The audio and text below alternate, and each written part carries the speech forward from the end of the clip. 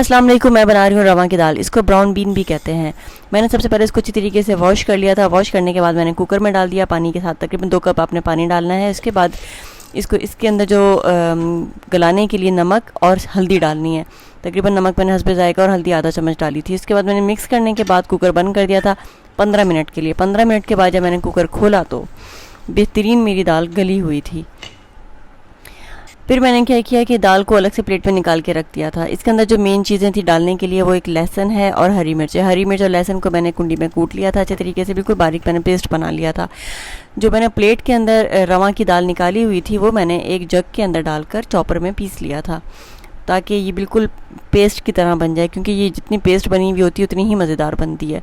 देखें जी, मैंने इसको जो है अच्छी तरीके से पीस लिया था। और उसके बाद मैंने एक पैन में ऑयल डाला। ऑयल आपको जितना मुनासिब लगे, जितना आप लोग ज़्यादा खाते हैं थोड़ा ज़्यादा कर लेगा, कम खाते हैं तो कम। मैंने नॉर्मल ऑयल लिया और उसमें तकरीबन छोटी सी एक प्याज फ्राई की अच्छी तरीके से।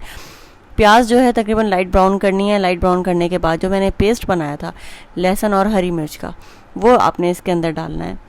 तो क्योंकि यही इसका एक असल और मेन मसाला है। इसको आपने अच्छे तरीके से मिक्स करने के बाद इतनी देर तकरीबन 2 से 3 मिनट आप इसको पका लें ताकि इसका कच्चापन निकल जाए। और जो ये रवा की दाल मैंने पीस कर रखी थी चॉपर में, जग में, और आपने इसमें मिक्स कर देनी है। और इसको अच्छे तरीके से मिक्स करने के बाद आपने इसको नान के साथ खाएं, रोटी के साथ खाएं। बहुत मज़ेदार ये दाल बनती है, ज़रूर ट्राई कीजिएगा। मुझे उम्मीद है आपको मेरी वीडियोस पसंद आ रही हैं। अगर पसंद आ रही हैं तो प्लीज़ लाइक और शेयर कीजिए और मेरे चैनल को सब्सक्राइब कीजिए। अल्लाह हाफ़िज़।